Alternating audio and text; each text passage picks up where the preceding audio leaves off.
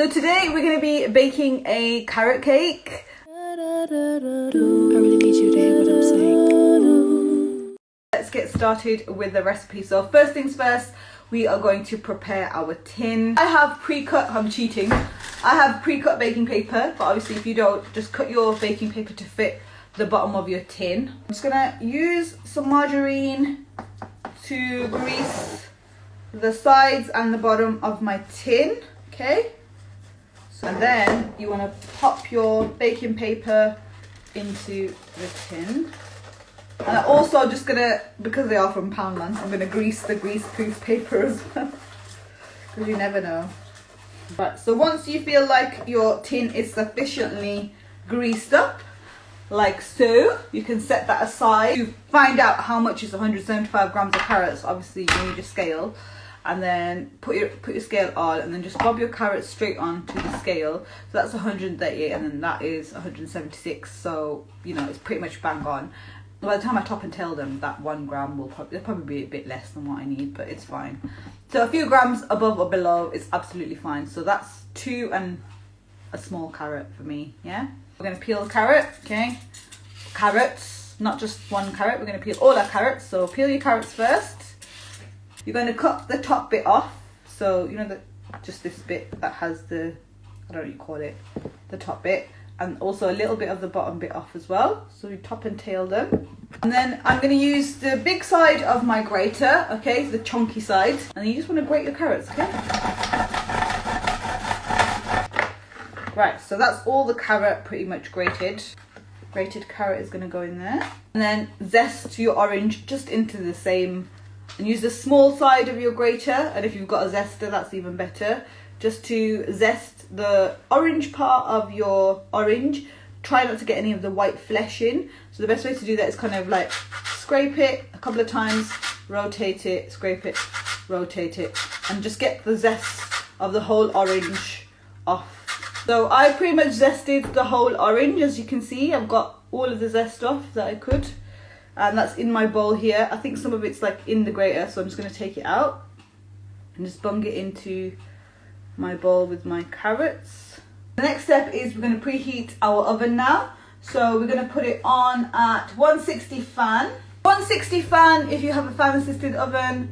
What's 180 if you do not have a fan assisted oven, if you just have a regular convection oven. And it is gas mark 4 if you have a gas oven. And now we're going to move on to the cake batter. So you need a large mixing bowl. Put your scale underneath your mixing bowl. I like to always weigh everything directly into the same bowl because, as I've explained, it just makes life easier for me. I hate washing multiple small little dishes. I just can't do it. So I find it much easier just to weigh everything into the same bowl, so I use this method. However, if you prefer weighing everything separately, feel free to do so. So the first thing we're going to bob in here is our sugar, 175 grams of soft brown sugar. So we're going to add our sugar into our bowl. So the scale is on, it's on 0, and then I'm adding in the sugar, so we're weighing in the sugar only. So now we press the 0 button on our scale, and that makes the scale go back to 0, so we can weigh in our next ingredient, okay, which is oil. So we're going to add 150 mils of oil, which is equivalent to 150 grams of oil because we're doing it on scale, okay? Again, it's more accurate to use a scale than a measuring jug. They can be a little bit inaccurate sometimes. So we're going to put in 150 grams or milliliters of oil, flavorless oil, so it could be sunflower or vegetable.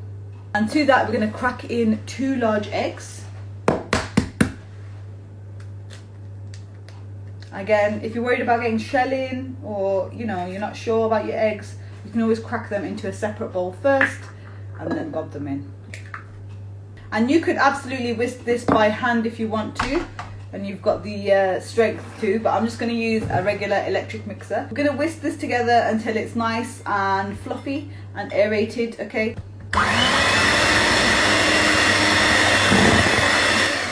Okay, that should be pretty much it. So sugar's pretty much dissolved and it's nice and aerated now, nice and light in colour as well. So now we're gonna fold in our carrots and our orange zest that we grated earlier. So that's gonna go in.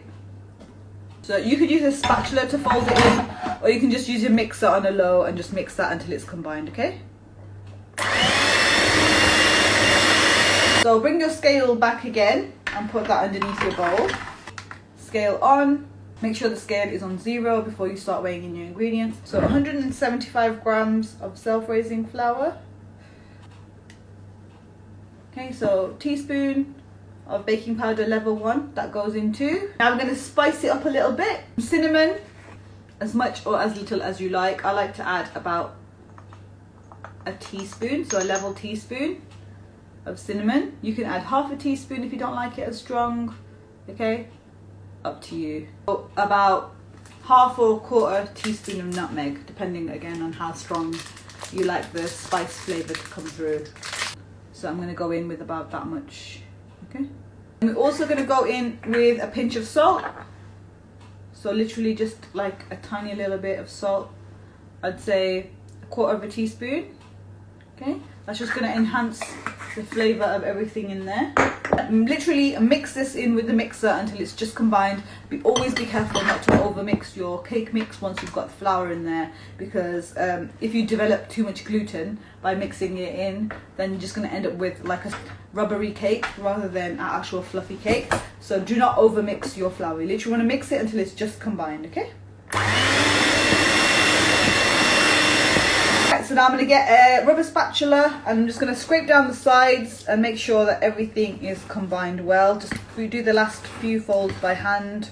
And that is pretty much our cake batter ready. So that is going to go into our prepared tin now. Okay, tin a tap a few times just to level out the batter, and now that is going to go in the oven to bake. It should take anywhere between 30 to 35 minutes, maybe even 25 minutes depending on the size of your tin if you've got a bigger one. Okay, so just keep an eye on it. Another important fact is to never ever open the oven door too early, otherwise your cake will sink and you'll have a disaster, okay? Bismillah. 75 grams of, I'm using unsalted butter, okay? So I'm gonna put that into a mixing bowl. So this quantity of cream cheese frosting, it will be enough for like one layer. But if you want to cover the outside and cover the top, then I would suggest that you make double the amount of cream cheese. So just depending on how much you like. Oh, that's perfect. Right, so it should be soft enough so that you can squish it like this, okay? That's how soft your butter should be. So that's, we're gonna mix the butter, just butter alone, just to soften it up a little bit before we add the icing sugar in, okay? Scrape down the sides of our bowl. If your icing sugar is a bit lumpy because it's been open for a while, then I suggest that you sift it in. If it's a new packet and it's not lumpy and it's not hard, then you can just put it in as it is. So 75 grams of icing sugar in with our 75 grams of butter. Press 0 on your scale. Make sure your scale is on 0 before you weigh in your next ingredient. So 75 grams. Icing sugar with a mixer, it kind of tends to puff everywhere and go everywhere. So what I like to do is just use the mixer and kind of mix it in by hand a little bit first, just to avoid that from happening. Now I'm going to mix it on slow until it's nice and aerated and nice and fluffy. It takes a couple of minutes. Okay, so scrape down the sides. At this point we have basically a buttercream, so it's a non-lumpy buttercream. It's nice and smooth. Also going to add just a pinch of salt. Literally just a little pinch of salt is going to go in there, and that is going to enhance the flavour of our cream cheese frosting. I know it sounds weird, but it will. Just a tiny little pinch, okay? And then we're going to add in 100 grams of room temperature cream cheese. Full fat cream cheese, okay, goes in here. I'm going to add about a teaspoon of vanilla. Oh, this is almost finished. Vanilla, I like to add vanilla bean paste. Vanilla extract works fine as well. I don't have any other. Oh, look, there we go. We've got a little bit, guys. That is about a teaspoon. Thank goodness for that. And now we're going to mix that until just quite. Also, it's important to remember once you've added your cream cheese in there, don't over mix it. So you literally want to mix it until it's just combined. The longer you mix it, the more it will split and the more the water will release from the cream cheese, and it'll just going to go sloppy. So up, just give the last few mixes by hand. So that is now ready. As you can see, that is a nice and stable, you can't see, that is a nice and stable cream cheese frosting. It's not lumpy at all, okay, and it'll be nice to pipe with as well. Carrot cake is baked, so once you poke your knife in there, it should come out clean. That means it is baked all the way through. And you're just going to leave it to cool in the tin for about 5 minutes before you turn it onto a cooling rack. So our carrot cake is fully baked, and we're just going to basically turn it over onto a cooling rack. So first release the sides, so just use a knife to kind of release the sides a little bit first, and then you want to take your cooling rack, put it on top, and just flip your cake upside down. Now this is a loose base tin, but I still like to flip it because I just find that easier than trying to pull the base out. But that's just me. Okay, so now you pull off the baking paper as well. Where's my edge? There we go. So pull the baking paper off as well. Oh, lovely jubbly. There is our delicious carrot cake ready. So we're going to let that cool down now, and then we're going to frost it once it's completely cool.